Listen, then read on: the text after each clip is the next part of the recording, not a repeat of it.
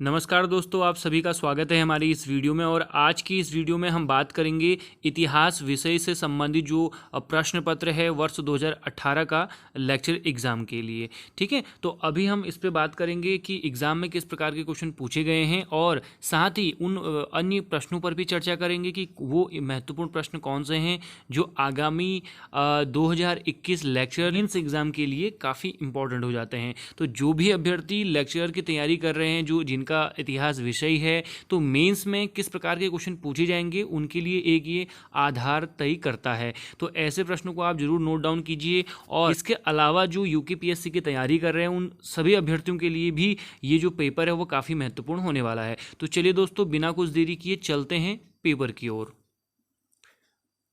तो यहाँ सबसे पहले आप लोग देख रहे होंगे जो पहला प्रश्न इसमें है, मोहनजोदड़ो कौन से जिले में स्थित है। तो मोहनजोदड़ो का यहाँ पर स्थान पूछा गया है। तो इसका जो सही आंसर है वो है लरकाना। तो इसका आंसर क्या है, लरकाना। तो इसी के साथ ही आपको और भी जानकारी ऐड करनी है कि मोहनजोदड़ो को जो है मृतकों का टीला भी कहा गया है दोस्तों। ठीक है, इसको बोला गया है मृतकों का टीला। इसके अलावा मोहनजोदड़ो बेसिकली आपको पता होना चाहिए कि जो ये लरकाना डिस्ट्रिक्ट है ये कहाँ स्थित है, पाकिस्तान में स्थित है। और ये जो है सिंधु नदी के किनारे स्थित है। ध्यान रखेंगे कि जो मोहनजोदड़ो है वो कौन सी नदी के किनारे स्थित है, सिंधु नदी के किनारे स्थित है। दोस्तों मोहनजोदड़ो से आपको पता होना चाहिए स्नानागार और अन्नागार, या वो यहाँ से मिला हुआ है। और जो ये अन्नागार है ये सबसे बड़ी इमारत जो है मानी जाती है पूरी सिंधु घाटी सभ्यता में। ठीक है, और इस स्थल की जो खोज है वो 1922 में की गई थी और इसकी खोज की गई थी राखलदास बनर्जी द्वारा। ठीक है, तो राखलदास बनर्जी द्वारा इसकी खोज की गई थी। अब बात करते हैं कि जो इसमें मोंटगोमरी दिया हुआ है तो इसको भी आपको ध्यान रखना है। आधुनिक नाम इसका है साहिवाल। ठीक है, साहिवाल ये डिस्ट्रिक्ट है बेसिकली, और ये पड़ता है आपका कहाँ, पाकिस्तान में। यहाँ जो आपका स्थल है वो है हड़प्पा। ध्यान रखेंगे पहला स्थल जो खोजा गया था हड़प्पा, और इसी के नाम पर ही सिंधु घाटी सभ्यता का नाम हड़प्पा सभ्यता भी जो है कहा जाता है। तो ध्यान रखेंगे हड़प्पा जो है रावी नदी के बाईं तट पर ये स्थित है, बाईं ओर स्थित है, ध्यान रखेंगे। और मोहनजोदड़ो और हड़प्पा ये दोनों सिंधु घाटी सभ्यता की दो प्रमुख राजधानियां थी। ध्यान रखेंगे दो प्रमुख ये राजधानियां रही हैं। ओके, चलिए। और स्टुअर्ट पिगट ने तो इनको क्या बोला है, जुड़वा राजधानी बोला भी है। स्टुअर्ट पिगट हैं, उन्होंने क्या बोला है, इनको जुड़वा राजधानी बोला है। ध्यान रखेंगे जुड़वा राजधानी। ठीक है, तो जुड़वा कैपिटल इनको बोला गया है। अब ऐसे ही आपको क्या करना है कि यहाँ पर अन्य जो स्थल है जैसे लोथल है वो कहाँ स्थित है वो आपको याद रखना है। कोटदीजी कहाँ है वो याद रखना है। ऐसे भी रिसेंट में राखीगढ़ी के बारे में आपने पढ़ा होगा तो उसके बारे में आपको ध्यान रखना है। ठीक है, धौलावीरा के बारे में आपको याद रखना है। तो ये सारे फैक्ट यहाँ से तैयार कर लेने हैं। अब मैं आपको बता देता हूँ कि जो सबसे बड़ी जो साइट है अभी तक मोहनजोदड़ो मानी जाती थी, अब वो मोहनजोदड़ो ना होकर राखीगढ़ी जो है सबसे बड़ी साइट बन चुकी है। तो राखीगढ़ी जो कि आपकी हरियाणा में स्थित है साइट, तो ये सबसे बड़ी साइट मानी गई है अभी तक की पूरी सिंधु घाटी सभ्यता में। ध्यान रखेंगे। और धौलावीरा जो इंपॉर्टेंट है, यहाँ से आप ध्यान रखेंगे जो जल निकाय की जो व्यवस्था है, उत्तम जल निकाय की जो व्यवस्था है, ठीक है, वो यहाँ से प्राप्त हुई है। और आई थिंक ये सबसे पुरानी व्यवस्था है जल की। ठीक, चलिए बात करते हैं आगे। वैदिक साहित्य का प्राचीनतम ग्रंथ कौन सा है। तो वैदिक जो साहित्य है, ध्यान रखेंगे वैदिक साहित्य में आपका जो हम जिक्र करते हैं वेदों के बारे में बात करते हैं। ठीक है, और ब्राह्मण ग्रंथ इसमें आते हैं, आरण्यक इसमें आते हैं, और साथ ही साथ उपनिषदों की हम बात करते हैं, और फिर आता है वेदांग। तो यही क्रम है वेदों जो वैदिक जो साहित्य रचे गए हैं उनका क्रम भी आपको पूछा जा सकता है। तो वेद आए हैं, फिर ब्राह्मण ग्रंथ आए हैं, फिर आपके आए हैं आरण्यक, और फिर आए हैं उपनिषद, और फिर आए हैं आपके वेदांग। तो इस तरीके से आपको ये याद रखना है। तो सबसे पहले अगर आप बात करें कि सबसे पहले जो यहाँ पर प्राचीनतम जो ग्रंथ है वो है ऋग्वेद। ऋग्वेद की अगर हम बात करें तो इसमें 10 मंडल इसमें आते हैं। ओके, चलिए। और इस 10 मंडलों की अगर हम बात करें तो इसमें जो आपका पहला मंडल है और 10वां मंडल है ये सबसे नए मंडल है, ये नवीनतम मंडल है, और बाकी पुराने मंडल माने जाते हैं। इसमें अगर हम बात करें ऋग्वेद में मुख्य जो तीसरा मंडल है, तीसरे मंडल में गायत्री मंत्र का उल्लेख मिलता है। ओके, तो गायत्री मंत्र का उल्लेख मिलता है तीसरे में। चौथा जो मंडल है इसको ध्यान रखेंगे, चौथे मंडल में कृषि का उल्लेख मिलता है। ओके, और 7वां जो मंडल है इसमें, ठीक है, इसमें 10 राग युद्ध आप इसको आपने पढ़ा होगा, 10 राग युद्ध। ठीक है, ये परसुणी नदी के किनारे हुआ था, तो 10 राग युद्ध इसके बारे में ये उल्लेख किया गया है। साथ ही साथ इस 7वें मंडल में शिक्षा के बारे में भी यहाँ पर उल्लेख मिलता है। ऐसे ही अगला जो हम इसमें देखें, ऋग्वेद में जो नवा मंडल है, ये जो नाइन्थ मंडल है, ये सोम देवता, जिनको हम बोलते हैं वनस्पति के देवता, ठीक है, तो सोम देवता को ये समर्पित है। जबकि 10वां जो मंडल है, इसमें 10वें मंडल में एक सूक्त है, पुरुष सूक्त। ओके, तो पुरुष सूक्त, सूक्त का मतलब होता है अच्छी उक्ति, एक प्रकार के श्लोक जो हैं वो लिखे गए हैं। तो पुरुष सूक्त के अंतर्गत वर्ण व्यवस्था का यहाँ पर उल्लेख मिलता है। तो वर्ण व्यवस्था यहाँ पर कैसी व्यवस्था का उल्लेख मिलता है, ये आपकी कर्म आधारित जो वर्ण व्यवस्था है, कैसे आधारित है, कर्म आधारित, इसको आपको ध्यान रखना है। चलिए बात करते हैं ऋग्वेद, ये हो गया। ऋग्वेद के बाद ब्राह्मण ग्रंथ लिखे गए हैं, फिर आरण्यक लिखे गए हैं। तो इसी क्रम में वेदांग अंतिम में लिखे गए हैं, जहाँ वेदों के 6 अंग जो हैं बताए गए हैं। उपनिषदों की हम बात करें तो टोटल जो उपनिषद है वो 108 उपनिषद हैं, और इसमें से आपको 2-3 याद रखने हैं। जैसे सबसे इंपॉर्टेंट है मुंडकोपनिषद, ठीक है, तो मुंडकोपनिषद बेसिकली मुंडकोपनिषद से सत्यमेव जयते जो वाक्य वो लिया गया है, ये याद रखना है आपको। ऐसे ही आपको ये याद रखना है कि कठोपनिषद, कठोपनिषद में यम और नचिकेता संवाद आपको मिलेगा। यम और नचिकेता जो संवाद है वो आपको इसमें मिल जाएगा। सूत्र की जब हम बात करते हैं तो सूत्र बेसिकली सूत्र काल में रचे गए हैं। ये जो सूत्र काल है लगभग 600 ईस्वी पूर्व से ये रहा है 300 ईस्वी पूर्व तक, तो ये काल रहा है। और सूत्र काल में बेसिकली जो हमारे वेद साहित्य था उनको आसान भाषा में लोग समझ पाएँ, तो उसके लिए जो शॉर्टकट्स या जो उसके लिए सूत्र जो बनाए गए हैं उसी साहित्य को सूत्र साहित्य कहा जाता है। और जिस काल में रचित किए गए हैं उसी को हम बोलते हैं सूत्र काल। तो इसी सूत्र साहित्य में एक है ग्रह्य सूत्र, ध्यान रखेंगे ग्रह्य, वैसे तो बहुत सारे सूत्र हैं, तो ग्रह्य सूत्र, इस ग्रह्य सूत्र में हमारे 16 जो संस्कार हैं, ओके, हिंदू धर्म के जो 16 महत्वपूर्ण संस्कार होते हैं उनका जिक्र है। चलिए आगे बात करते हैं महाकाव्य। महाकाव्य आपको पता है 2 महत्वपूर्ण महाकाव्य हैं, एक आदि महाकाव्य जिनको हम रामायण बोलते हैं, ओके, और इसका आपने देखा होगा मुगल काल में इसको रम्मनामा भी कहा गया है, रम्मनामा, ध्यान रखेंगे। और ऐसी दूसरा मिलता है महाभारत, जिसको सबसे बड़ा महाकाव्य कहा गया है विश्व का, और ये है रज्जनामा, ध्यान रखेंगे, मुगल काल में रज्जनामा के नाम से इसका जो है अनुवाद किया गया है। बात करते हैं रामायण की, तो रामायण की जो रचयिता हैं वाल्मीकि हैं, ओके, जबकि महाभारत की अगर हम बात करें तो ये वेद व्यास हैं, ठीक, ओके। और महाभारत को आपको पता है जय संहिता भी कहा जाता है, और इसको भारत की संज्ञा भी कही जाती है।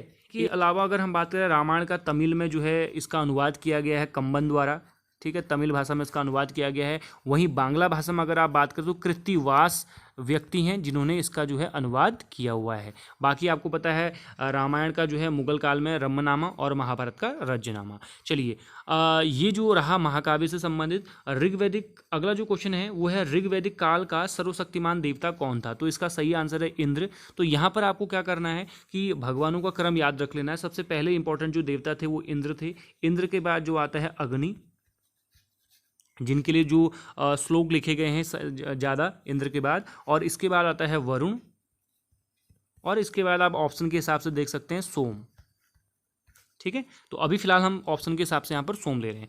तो इंद्र, अग्नि, वरुण, सोम, इस तरीके से है। इंद्र जो भगवान थे इनको वर्षा का देवता कहा जाता है। अग्नि जो भगवान है ये मनुष्य और जो भगवान है गॉड, इनके बीच का रिलेशन इस्टेब्लिश करने में करने वाले देवता इनको माना गया है। वरुण जो देवता है समुद्र के देवता माने जाते हैं, और सोम जो है वो सोम रस का पान करने वाले जो देवता यानी कि वनस्पति के देवता माने गए हैं। तो यहाँ पर जो सही इसका आंसर हो जाएगा वो हो जाएगा इंद्र। चलिए अगला जो क्वेश्चन है इसमें अगले क्वेश्चन के बारे में बात करते हैं।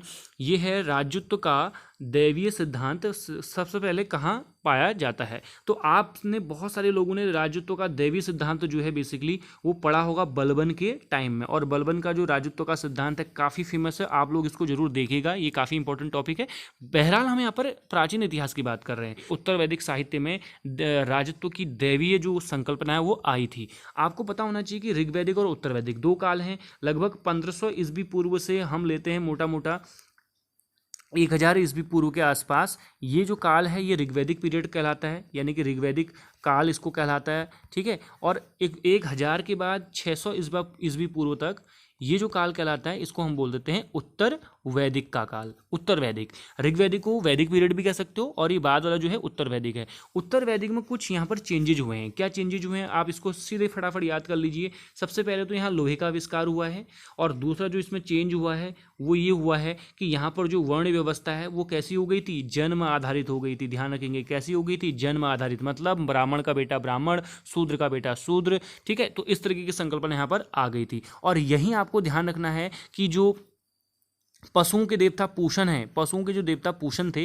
वो शूद्रों के देवता बन चुके थे। तो आप इससे ये अंदाजा लगा सकते हैं कि शूद्रों की क्या इस समय हालत रही होगी। और इसी उत्तर वैदिक काल में जो कर्म कांड काफ़ी क्या हो गए थे, बढ़ गए थे, ठीक है। और इसी कारण बौद्ध धर्म में, जैन धर्म में इनका क्या होता है, उदय होता है। तो इसी उत्तर वैदिक काल में राजा की दैवी उत्पत्ति, ठीक है। तो राजा की दैवी उत्पत्ति के दो मतलब हैं। एक तो पहला इसका क्या कहते थे कि राजा जो है ईश्वर का क्या है, दूत है, एक संकल्पना ये कहती है। और बाद में ये संकल्पना आएगी कि राजा जो है ईश्वर के समान है, ठीक है। तो यहाँ पर आपको ध्यान रखना है। तो राजत्व की जो दैवी उत्पत्ति है, ठीक है, ये जो आया है उत्तर वैदिक साहित्य में इसका उल्लेख होता है। ऋग्वैदिक साहित्य आप लोगों को पता है, 4 आपको वेद हैं वो आपको पढ़ लेने हैं। ऋग्वेद, ठीक है, दूसरा आपका है सामवेद। तो ऋग्वेद जो सबसे पुराना वेद है और इसके गायनकर्ता को बोलते हैं होत्रा, ठीक है।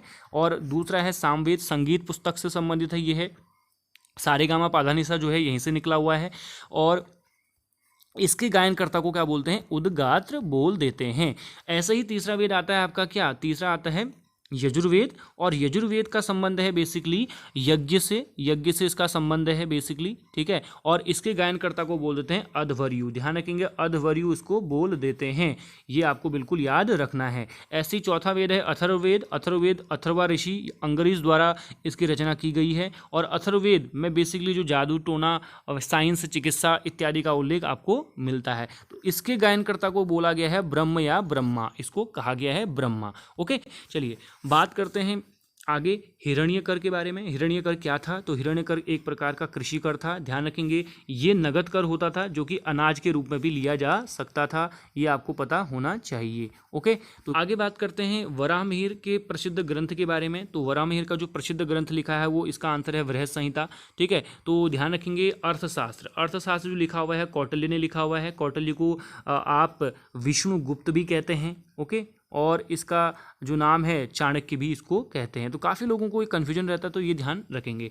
अर्थशास्त्र लिखा है और ये जो अर्थशास्त्र पुस्तक है ये जो संबंधित है वो संबंधित है किससे, राजनीति से संबंधित है, ये आपको ध्यान रखना है। कौटिल्य ने जो है एक सिद्धांत दिया है जिसको बोलते हैं राज्य का सप्तांग सिद्धांत। तो राज्य के जो 7 महत्वपूर्ण अंग हैं वो इसमें बताए गए हैं। चलिए अगला है मृच्छिकटिकम जो है शूद्रक ने लिखा हुआ है, ठीक है। और अगला है शुक्र नीतिसार जो है शुक्राचार्य जो हैं उन्होंने ये लिखा है। शुक्राचार्य ने इसका जो है इसकी रचना की हुई है। और ये शुक्र नीतिसार जो बेसिकली ये भी जो है राजनीति से संबंधित एक पुस्तक है।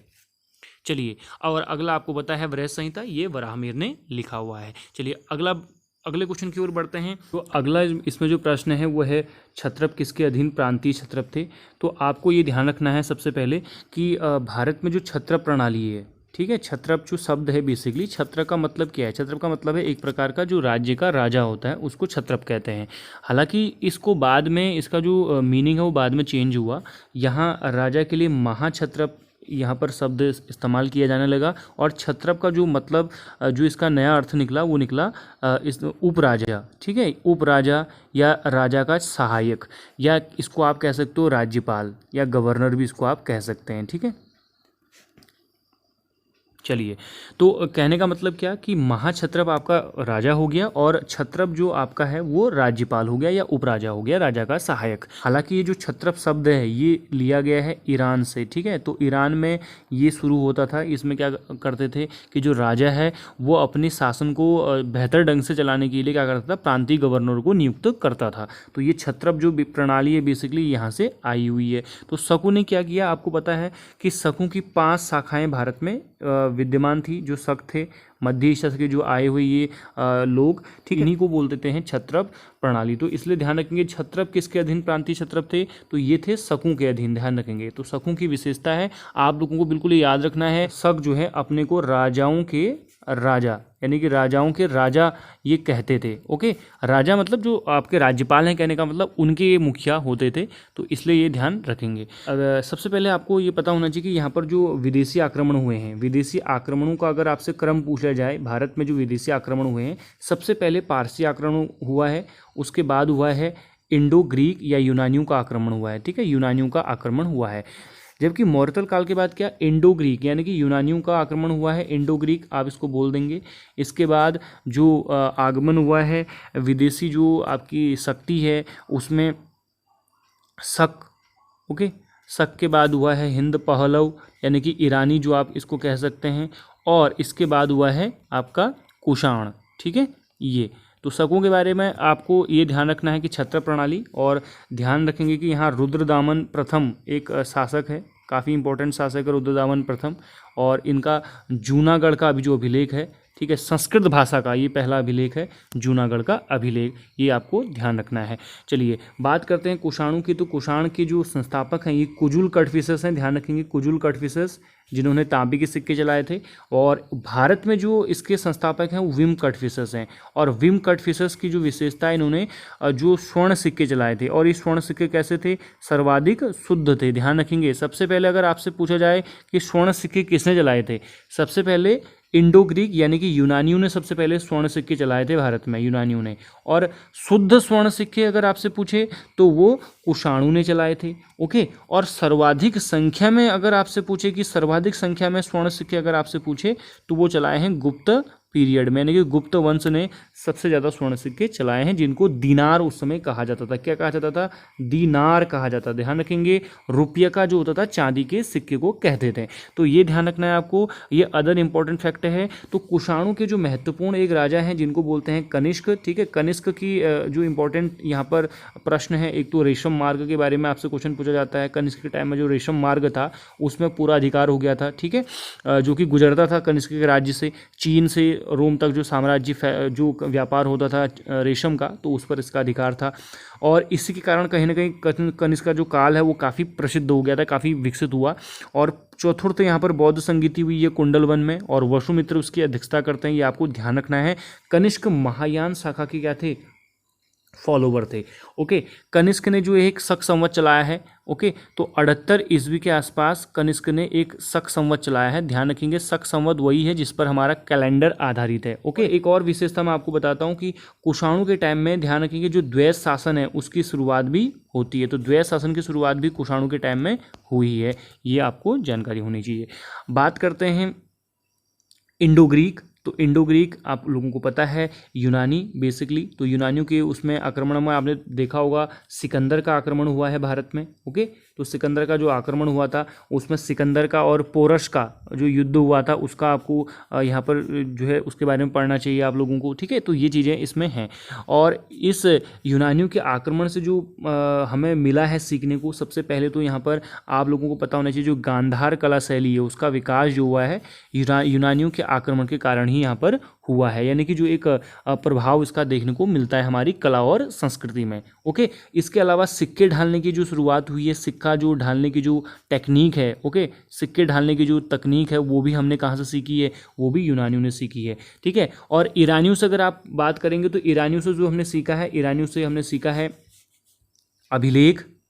ठीक है, अभिलेख जारी करना, और साथ ही साथ एक जो लिपि है खरोष्टी लिपि। ठीक है, तो खरोष्टी लिपि जो बेसिकली आई है वो ईरानियों के द्वारा ही आई हुई है। तो पल्लव वंश के बारे में जब हम बात करेंगे, इसके संस्थापक हैं सिंह विष्णु। ओके, सिंह विष्णु इसके संस्थापक हैं। और ध्यान रखेंगे द्रविड़ कला जो शैली है उसका विकास पल्लवों के टाइम पे ही शुरू हुआ था, ये आप लोगों को ध्यान रखना है। ओके, और इसी पल्लव वंश का एक बहुत महत्वपूर्ण व्यक्ति है नरसिंह वर्मन। ठीक है, नरसिंह वर्मन। तो नरसिंह वर्मन ने क्या किया है, जो महाबलीपुरम मंदिर है इसका निर्माण करवाया था, महाबलीपुरम मंदिर का निर्माण कराया था। और ध्यान रखेंगे इसी नरसिंह वर्मन के दरबार में, ठीक है, भारवी नाम का जो कवि रहता था जिसने किराता अर्जुनियम लिखा हुआ है, ये भी आपको ध्यान रखना है। भारवी इसका जो है कवि था। ठीक है, तो किराता अर्जुनियम जो है इसने पुस्तक लिखी हुई है। ओके, और ध्यान रखेंगे कि पल्लवों की जो राजधानी थी वो कहाँ थी, कांचीपुरम। कांचीपुरम बेसिकली आपकी कहाँ, तमिलनाडु में। कांचीपुरम जो कि कहाँ है आपका, तमिलनाडु में। ओके, चलिए, तो इस तरीके से इसका जो आंसर हो जाएगा वो हो जाएगा शक, यानी कि क्षत्रप जो प्रणाली थी ये ध्यान रखना आपको शकों की थी। अगला जो क्वेश्चन है वो है अशोक के शासनकाल में धर्म और नैतिकता का अधिकारी। तो आप सभी लोग क्या करें कि जो प्रशासनिक व्यवस्था है, ध्यान रखेंगे इस चीज़ का कि प्रशासनिक जो व्यवस्था है बेसिकली वो चाहे मौर्यों की हो, ठीक है, गुप्ताज की हो, ओके, और आगे आप दिल्ली सल्तनत में देखिए, ऐसी मुगलों की देखिए, तो ये काफ़ी इंपॉर्टेंट है। आप इतिहास में इनको अच्छे से तैयार कीजिएगा। तो यहाँ पर हम बेसिकली अशोक के बारे में बात करें तो अशोक के टाइम में आप लोगों को पता होना चाहिए कि जो शीर्षक अधिकारी होते थे, यानी कि जो सब नौकरशाही में सबसे उच्च पद जो होते थे उनको बोल दिया जाता था क्या, महामात्र। ध्यान रखेंगे, उनको बोल देता था क्या, महामात्र। और कहीं इसको तीर्थ भी मिला है, इसका कहीं न कहीं आपका उल्लेख इसका क्या मिलेगा, तीर्थ भी मिलेगा, ठीक है। तो जो इंपॉर्टेंट विभाग होते थे उनको तीर्थ, या जो इंपॉर्टेंट अधिकारी होते थे उनको तीर्थ या महामात्र कहा जाता था। तो ये तो महामात्र तो हो नहीं सकता क्योंकि शीर्षक अधिकारी हैं। तो इन्हीं में जो इंपॉर्टेंट दो चार हैं, जैसे समाहर्ता एक आता है, पूछा जाता है, कई एग्जाम में पूछा भी गया है। दूसरा जो पद है सन्निधाता, ठीक है, ये है। और तीसरा है, ठीक है, समाहर्ता है और सन्निधाता है। तो अभी फिलहाल इनकी बात करते हैं। समाहर्ता जो बेसिकली है ये क्या करता था, ये राजस्व वसूल करने का इसका काम था, राजस्व वसूल करना। और आज का जो वित्त मंत्री है वो यही होता था, ठीक है। बजट तैयार करने का काम भी समाहर्ता का होता था। और इसी के अधीन एक पद होता था युक्त, ठीक है। युक्त जो होता था वो आपका प्रांतों में होता था बेसिकली, या जिलों में होता था बेसिकली। तो ये भी राजस्व वसूलने का काम करता था, ठीक है। तो ये इससे इसका जो बॉस था वो कौन था, समाहर्ता होता था। सन्निधाता की जब हम बात करते हैं तो ये ट्रेजरी जो है इसी के अंदर आती थी, ट्रेजरी विभाग का मुखिया के हिसाब से। तो सन्निधाता जो है राजकोष अधिकारी था, क्या था, राजकोष का मालिक या राजकोष का अधिकारी होता था। ये चीज़ आपको बिल्कुल ध्यान रखनी है कंठस्थ करके। बात करते हैं धर्म महामात्र, तो इसका जो सही आंसर है वो यही है, धर्म महामात्र। जो धर्म और नैतिकता का अधिकारी था, यानी कि धर्म का प्रचार प्रसार करने के लिए धर्म महामात्र की नियुक्ति की थी अशोक ने, ये आपको ध्यान रखना है। राजुक की हम बात करें तो राजुक एक प्रकार का आज का पटवारी होता था और ये न्याय का काम भी करता था, ध्यान रखेंगे, न्याय का काम भी ये करता था। ओके, चलिए अगला जो इसमें क्वेश्चन है, कादम्बरी किसने लिखी है। तो कादम्बरी के बारे में अगर बात करें तो कादम्बरी लिखी किसने, बाणभट्ट ने। तो बाणभट्ट ने एक और पुस्तक लिखी है जिसका नाम है हर्षचरित, आपको ध्यान रखना है। और हर्षचरित्र जो लिखा हुआ है ये जो जीवनी है वो हर्षवर्धन की है। तो काफ़ी इंपॉर्टेंट क्वेश्चन है, एक कन्फ्यूजिंग करता है, बहुत ज़्यादा कन्फ्यूज करता है, और हमेशा हम इसको हर्षवर्धन करके आते हैं। तो हर्षचरित बाणभट्ट की है, कादम्बरी भी बाणभट्ट की है, आपको ध्यान रखना है, ठीक है। तो वहीं अगर हम हर्षवर्धन की बात करें तो इसने प्रियदर्शिका, रत्नावली, ठीक है, ये इनकी रचनाएं इसने की हुई है। कालिदास की जब हम बात करें तो कालिदास का अभिज्ञान शकुंतलम, ओके, रघुवंशम,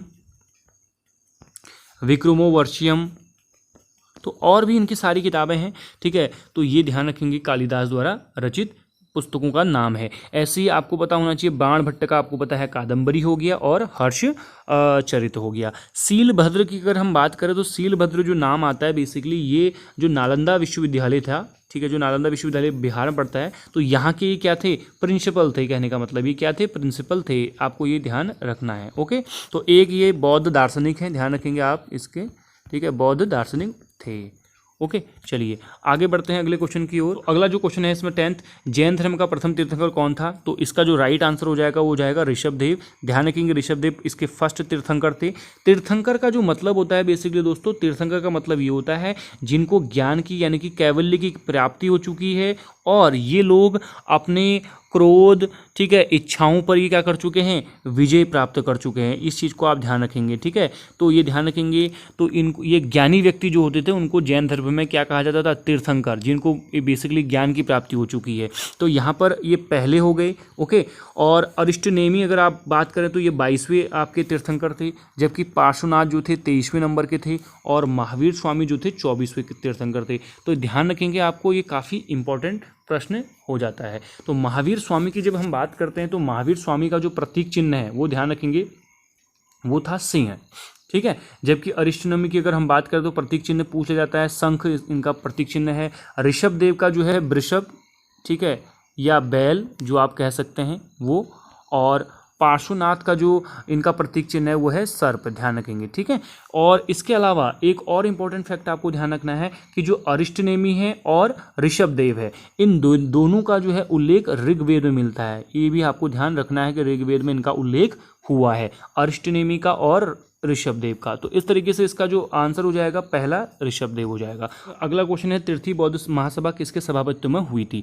आप लोगों को पता होना चाहिए 4 बौद्ध संगीतियाँ हुई है। राजगृह में हुई है एक पहली, दूसरी हुई है वैशाली में, तीसरी हुई है पाटलिपुत्र में और चौथी हुई है कुंडलवन में। आपको ऐसे याद रखना है RVPK, तो RVPK करके याद रखना है। तो जो राजगृह में हुई है इसकी अध्यक्षता जो की हुई है वो की हुई है महाकश्यप द्वारा, ठीक है। किसके द्वारा की गई है? महाकश्यप द्वारा इसकी अध्यक्षता की गई है, ठीक है। और इसके समय जो शासक था वो शासक था हर्यक वंश का शासक था अजातशत्रु, ध्यान रखेंगे, अजातशत्रु, ठीक है, हर्यक वंश का शासक था, ठीक है।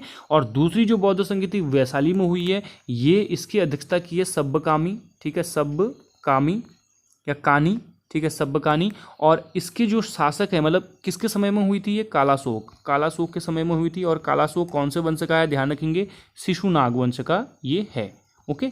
चलिए, तीसरी जो बौद्ध संगीति हुई है वो हुई है पाटलिपुत्र में। और पाटलिपुत्र जो बौद्ध संगीति हुई है ये अशोक के समय में हुई है और इसकी अध्यक्षता की गई है किसके द्वारा? मोगली-पुतस्य द्वारा, ध्यान रखिएगा, मोगली-पुतस्य द्वारा, ठीक है। अब आपको ये ध्यान रखना कि तीसरी क्यों पूछी है इसने, अशोक के से संबंधित है तो इसलिए इंपॉर्टेंट हो जाता है, ओके। चलिए, चौथी जो बौद्ध संगीति हुई है वो कुंडल वन में हुई है कश्मीर में, वसुमित्र ने इसकी अध्यक्षता की है, आप लोगों को ये पता होना चाहिए। और कनिष्क के समय में ये बौद्ध संगीति आयोजित की गई है, ओके।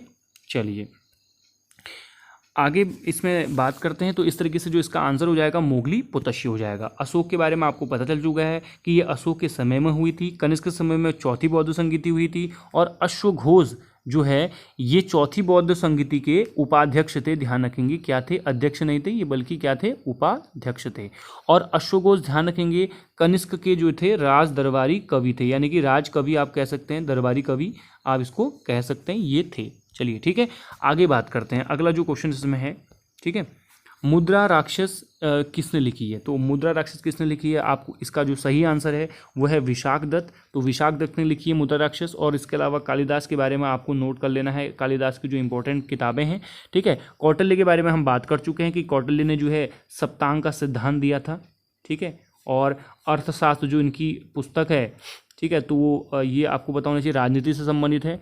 पतंजलि की जब हम बात करें तो पतंजलि योग सूत्र, ठीक है, योग सूत्र, ठीक है, इन्होंने इसकी रचना की है पतंजलि ने। और पतंजलि की एक और इम्पोर्टेंट रचना है महाभाष्य, ध्यान रखेंगे, महाभाष्य, जो कि जो संस्कृत व्याकरण है उसकी जो उसका जो पहला ग्रंथ है, जिनको हम पाणिनिकृत बोलते हैं, अष्टाध्यायी, ओके।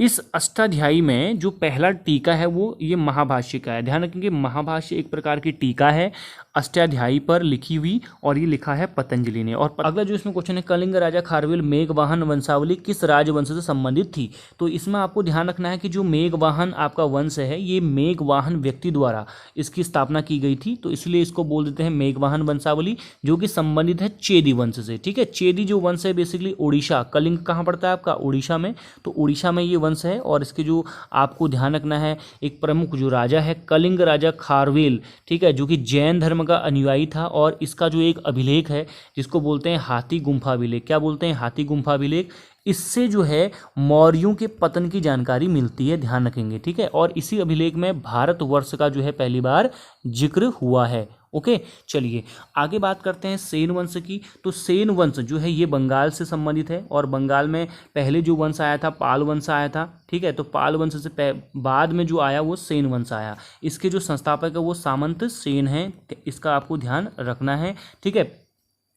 इसी वंश ने आप ध्यान रखेंगे हिंदी में अभिलेख उत्कीर्ण करने की शुरुआत भी की थी। तो हिंदी में अभिलेख जो उत्कीर्ण करने की जो शुरुआत है वो सेन वंश के द्वारा ही की गई थी। सेन वंश का एक बहुत महत्वपूर्ण शासक है लक्ष्मण सेन, ठीक है। तो लक्ष्मण सेन के समय में आपको ध्यान रखना है कि जयदेव जो कि गीत गोविंद जिन्होंने लिखी हुई है जयदेव ने, ठीक है, गीत गोविंद, तो वो इसके जो रचयिता हैं गीत गोविंद के जयदेव, वो लक्ष्मण सेन के दरबार में रहते थे। चलिए ठीक है, आगे बात करते हैं कदम्ब वंश की। तो कदम्ब वंश जो है दक्षिणी महाराष्ट्र और ये गोवा में ये था, ये क्षेत्र में इसका जो है शासन फैला हुआ था। इसके संस्थापक का नाम मयूर शर्मन है, ठीक है, मयूर शर्मन, ठीक है। और बनवासी इनका जो है राजधानी हुआ करती थी। चलिए, और आगे जो है अहोम जो आपका पड़ता है ये असम में पड़ता है, ये आपको ध्यान रखना है। चलिए, अगला जो इसमें क्वेश्चन है, प्रयाग प्रशस्ति के अनुसार गुप्त शासक समुद्रगुप्त के सीमावर्ती राजाओं के साथ किस प्रकार के संबंध थे।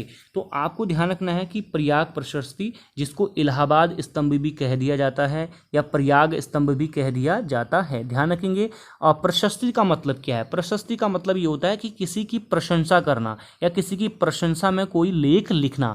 तो ठीक है, समुद्रगुप्त का जो राज दरबारी कवि था हरिशेन, उसने जो है ये प्रयाग प्रशस्ति लिखा हुआ है। और इसी प्रयाग प्रशस्ति को बाद में ध्यान रखेंगे कौशाम्बी उत्तर प्रदेश, कौशाम्बी से इसको लाया गया, कहाँ? इलाहाबाद लाया गया। ध्यान रखेंगे, इसको इलाहाबाद स्तंभ भी इसको बोल दिया जाता है। तो इसमें क्या है, समुद्रगुप्त के विजयों के बारे में, जो सीमावर्ती राज्यों के साथ जो युद्ध लड़े हैं समुद्रगुप्त ने, जैसे आर्यवर्त का युद्ध भी लड़ा है, आर्यवर्त के जो राज्य थे उनके साथ जो युद्ध लड़ा है, ठीक है, तो उनका जिक्र है, समुद्रगुप्त के बारे में सारी जानकारी इसमें मिलती है। तो यहाँ पर जो स्थानीय जो राजा थे जिन्होंने अधीनता स्वीकार कर ली थी समुद्रगुप्त की, तो वो डेफिनेटली बात है कि वो इनको क्या करेंगे, दान भी करेंगे, इनकी कर टैक्स देंगे, और दूसरी बात आज्ञा भी इनकी मानेंगे, और प्राणागमन तो आपको पता ही है ये सारी चीजें करेंगे। और वैसे भी उपरोक्त तो सभी वाले प्रश्नों में उपरोक्त तो सभी आंसर होता ही है, तो इसका सही आंसर क्या होगा? उपरोक्त तो सभी। कहने का मतलब क्या कि इस प्रयाग प्रशस्ति में जो बात बताई गई है वो ये बताया गया कि समुद्रगुप्त ने जिन जिन को भी हराया उन सब ने क्या किया, समुद्रगुप्त को कर देना स्टार्ट किया, उसकी आज्ञा मानना स्टार्ट कर दिया, प्राणागमन करना स्टार्ट कर दिया।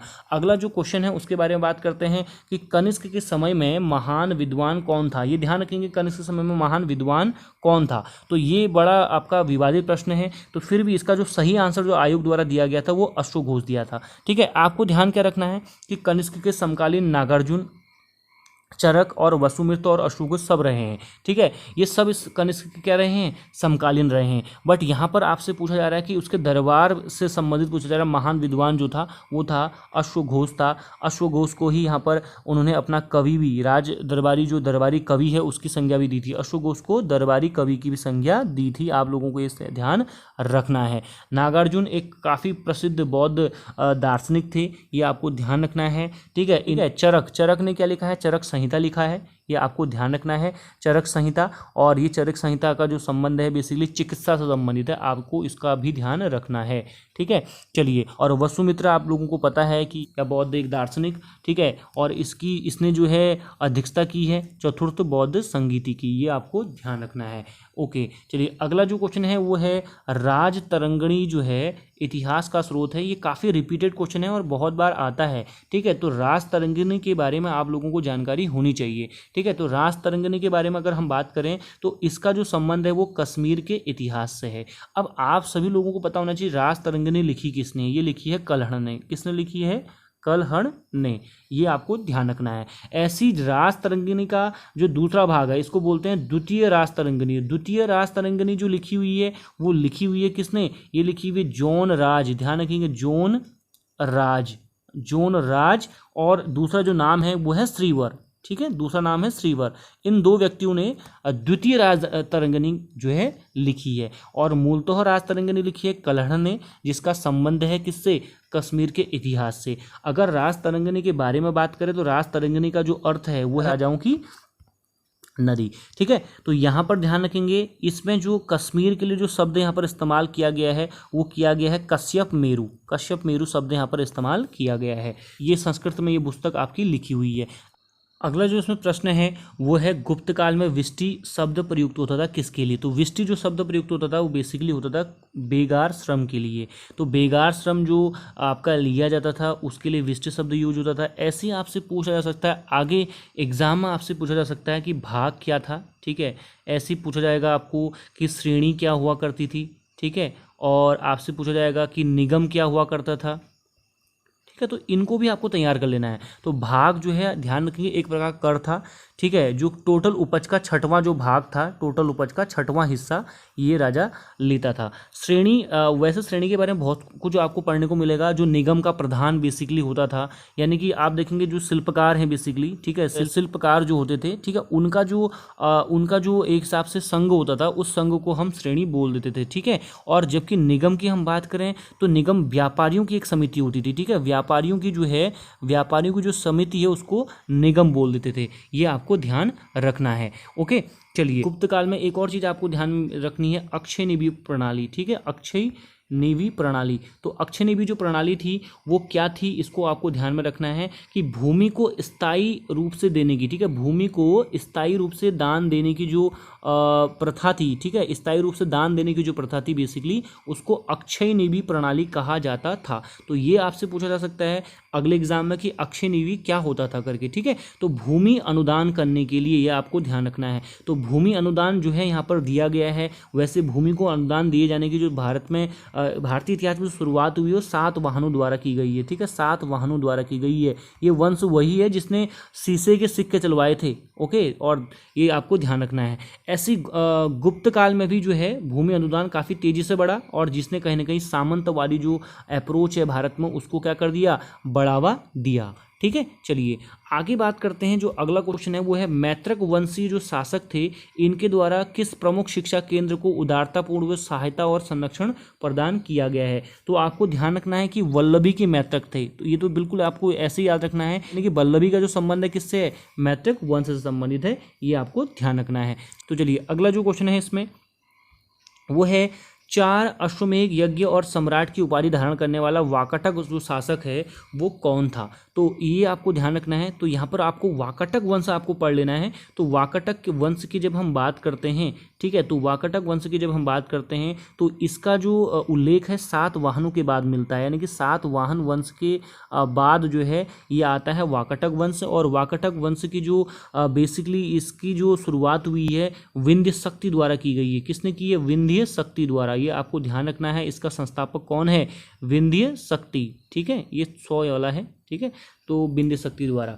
इसका जो राजा है, अगर आप राजाओं की बात करें, प्रवरसेन प्रथम की बात करें, ठीक है, प्रवरसेन प्रथम इसका राजा रहा है, ठीक है। और कि प्रवरसेन जो प्रथम है, ठीक है, प्रवरसेन जो प्रथम है इसने क्या किया है, 4 अश्वमेध यज्ञ और सम्राट की उपाधि धारण इसने की हुई है। अश्वमेध यज्ञ आप लोगों को पता होना चाहिए, आप लोगों ने रामायण में भी देखा होगा, जैसे लव कुश और भगवान राम का जो घोड़ा होता है अश्वमेध का, उसको वो पकड़ लेते हैं। तो अश्वमेध का मतलब ये है कि एक जो घोड़ा है उसको जो है दौड़ाया जाता है पूरे राज्य में, और जहाँ जहाँ तक वो जो घोड़ा है वो पहुँचता है वहाँ तक उस राज्य का क्या मान लिया जाता है, वो क्षेत्र मान लिया जाता है। तो इसी को बोलते हैं अश्वमेध यज्ञ। तो इस प्रकार से जो इसका सही आंसर है वो कौन, प्रवरसेन प्रथम हो जाएगा। अगला जो क्वेश्चन है, कोल्लम संवत का जो प्रारंभ है किस दार्शनिक के सुधारों के समय से माना जाता है। तो कोल्लम संवत की जो शुरुआत हुई है बेसिकली वो आपकी हुई है केरल में, ध्यान रखेंगे केरल में हुई है। और